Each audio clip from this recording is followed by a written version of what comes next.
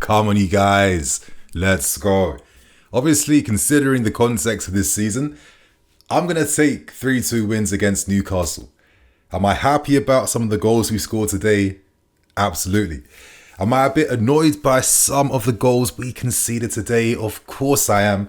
But considering how Pochettino spoke about the team and the squad's togetherness and the togetherness around their manager, I feel like this was a very fitting win considering the context of this week, as we all know that there's pressure on Pochettino, and I guess we're having lots of indirect talks now surrounding other managers taking over Pochettino from next season. So currently we find ourselves 11th in the table, but we have a game in hand. And, fingers crossed, if there was ever going to be a time we can pick up some consecutive wins on our belt, this would be the moment right now. Who knows, but if we could somehow find ourselves in the Europa League, this would be a pretty decent season. And I guess there's more incentive for us right now, because it seems like if we have any hopes of having Jordan as our sponsor for next season, that's Air Jordan, we need to get European football. So I'd imagine the board, the owners and everyone would be celebrating a Europa League finish as if it's like winning the league considering this season. But anyway, there's definitely positives and negatives to discuss. You guys know I like to dissect everything that happens in these games. But before I do that, you guys need to hit that like button if you guys are gassed by the win tonight. Let's try and get over 1,500 likes. It's a small number, but my friends, I need to feel the love today because I'm feeling pretty happy about what I've seen in large moments around this game. Now let's start with the first half, and things go off in the best start, right? Nicholas Jackson scoring a goal. Of course, Cole Palmer, the instigator, the main influence, the star of our season. That's like 19 goal involvements now throughout the whole season. He, of course, takes advantage of the cross that's deflected by Botman. It goes into Palmer's path, who, again, as he showed throughout the night, the first touch is perfect.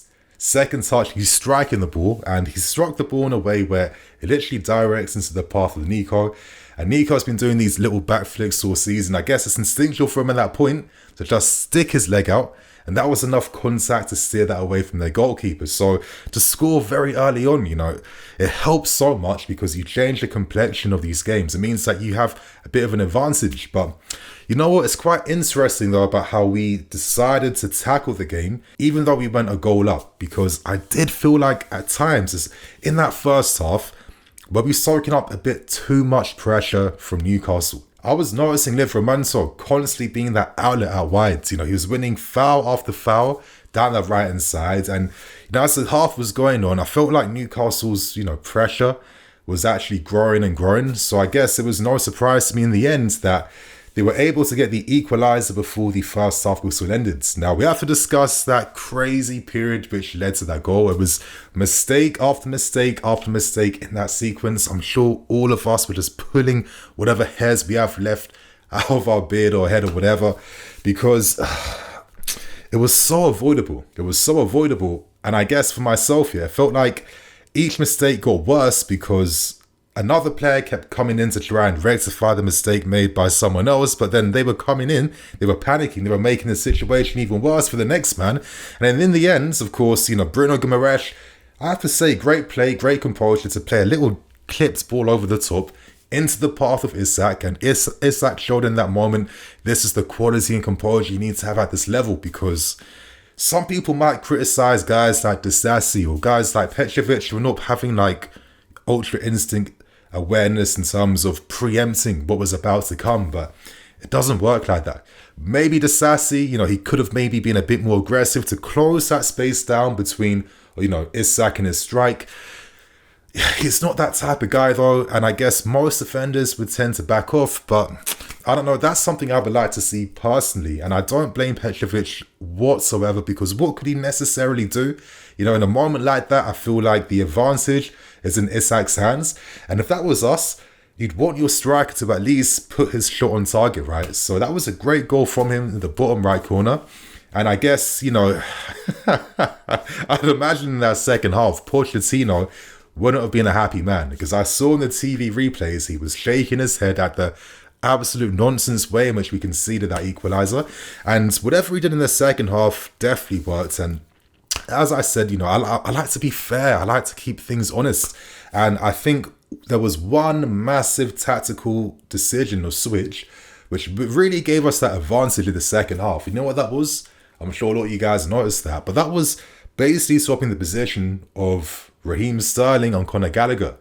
Raheem Sterling then moved up front playing alongside Nicholas Jackson, and Gallagher played on the left side of the midfield. Now, I'll tell you guys a few benefits behind why this was such a great decision and helping us get back in the game. Number one, you've got Sterling and Nicholas Jackson. Raheem Sterling pace up front alongside Nico Jackson meant that Newcastle can't push up the defensive lines as high because their defenders can't cope with that type of pace. So we were able to create some distances between the lines, between Newcastle's defence and their midfield.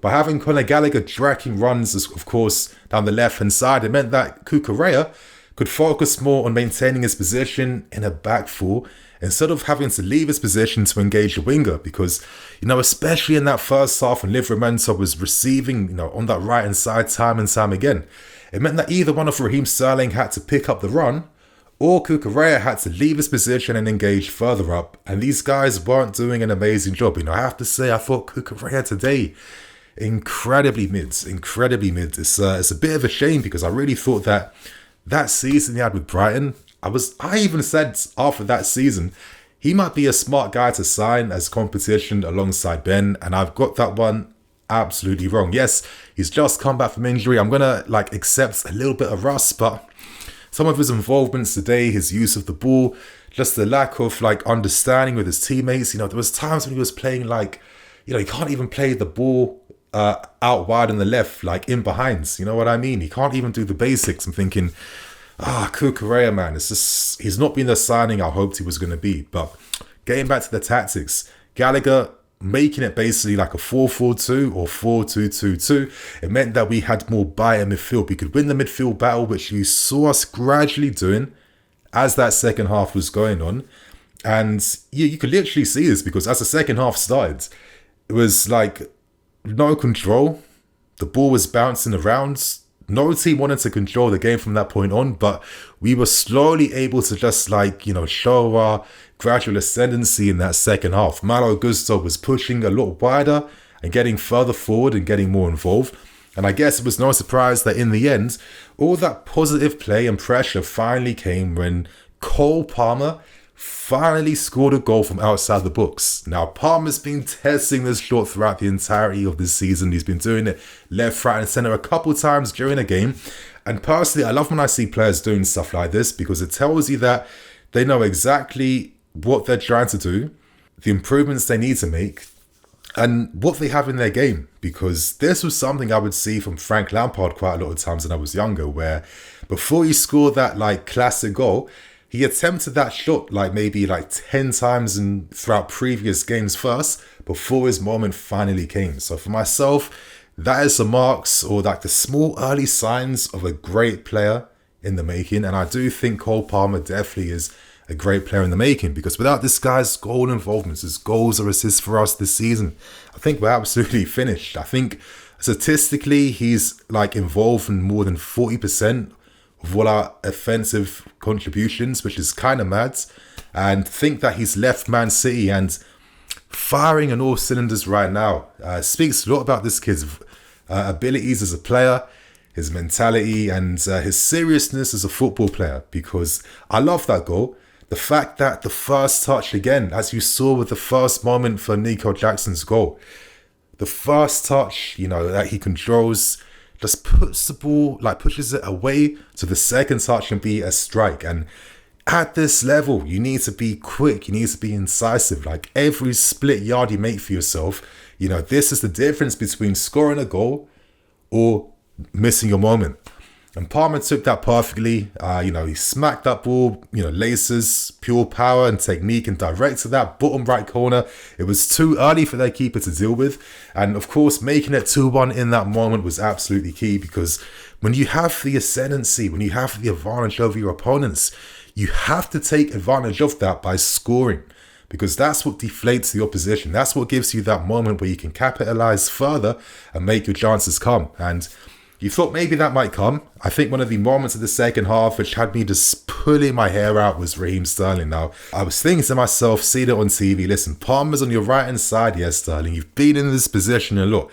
You've been rinsed a lot for this online. There's no way in this online world that you haven't seen the criticisms against your actions where you missed the easy square passes against like Villa, West Ham, and I think another game as well too. And I just thought to myself, listen, Raheem, play the ball in front for Cole Palmer. He's in a much better moment to score, or better yet, he'll probably find you again if you at least release that ball a bit early. But Raheem Sterling, yet again, heads is down. No awareness, no peripheral vision is on show. And the moment goes away again. And you know what? If this was another player, I wouldn't be as harsh. But the reason why I'm a bit critical is that Sterling is one of the star experienced guys, not only in our team, but supposedly in this league. Big boy wages. And in moments like that, you want to see your star experienced player that's won titles, silverware and trophies, showing that type of quality in these moments when you need it. And he's not doing that right now. And I just think for myself, listen, it's 3 times, same thing. For myself, that's 3 times striking you out. So Raheem Sterling, who knows what his future says at the end of the season. But I think one player whose future's looking maybe a little bit brighter could be Mykhailo Mudryk. I think one of the best moments of that second half was Mudryk's goal that he scored. Like, it kind of reminded me of just like this white lightning that came from nowhere, because I thought, is this like yet again another threatening counter-attacking moment we're getting absolutely wrong? And I guess maybe Mudryk sensed the same thing, because he literally flashed out from nowhere. He just took that ball off Conor Gallagher. He burst into the space. The keeper, oh crap, where the hell did this guy come from? He's looking to come out to try and close the distances. Nope, too slow for Mudryk, who skips around with his right foot. And then he has the added composure again to skip around again before placing the ball in the back of the net. Yes, he got a lucky bit of a deflection going inside, but that was a great goal. And I have to say that when Mudryk, and this is why I keep mentioning this point about, you know, when I look at Mudryk, there's a player that wants to do what Mudryk does best. And you see it in moments like this where he gets to play reactively, where he gets to play instinctually, where he doesn't have to think about his actions as much. I think that's one of the things I've tended to see from Mudryk a lot. And my belief was, okay, let this guy play how he wants to and then fine-tune his game slowly. Whereas I think on the other hand, we're trying to finesse this game from the start when this guy hasn't even got a proper real taste of life in the Premier League. Even though Mudryk is like maybe 23, he isn't a real 23-year-old. He's more like maybe 20 years old in terms of like actual playing ability, in terms of game times he's got over his career. And I do think at times we have to maybe let Mudryk have a bit more of a youthfulness in his game at times. That doesn't mean that he doesn't frustrate a bit though, because I feel like for the pace he has, I don't see Mudryk enough in these counter-attacking moments that I want to see him in. That is my only criticism I have to say, but that was a great goal he scored, and I wish that the game ended 3-1 on the perfect note, because unfortunately we conceded another goal. Incredible goal by Murphy, but I have to say, when I was watching it on TV, I just saw no control in our game. You see the defensive line's not even organised. The midfield are like the oceans of space they're leaving, where if anyone loses the ball, you're susceptible to a quick turnover. And I guess it was just a lackadaisical type of energy that I was seeing in terms of how we were managing the game near the end. And I think this is exactly why we are mid-table this season, because proper big teams, and I've watched them, Inter, Real Madrid, I mean, I can go on, Bayern Munich, you know, Leverkusen, these teams do not play like this. The fact that we aren't even just keeping possession of the ball, that we still don't have control in the final few moments, this has to be improved upon, because this is why we are where we are. And, you know, yet again, Cucurella makes a mistake to put us there. But thank God we score the goals. And it goes back to something I've always believed. But I do feel like we're a team that has to outscore our opponents based on the experience and quality of this team right now. And today we did that. So my friends, on that note, I'm going to wrap things up and keep things moving. I hope you guys enjoyed the review. Hit that like button and don't forget to watch the big news video that dropped today, because we have some exciting reports to dive into. So my friends, I'm Nini FC, this is Blue Lions TV. I'll see you guys later with some more videos. Cool.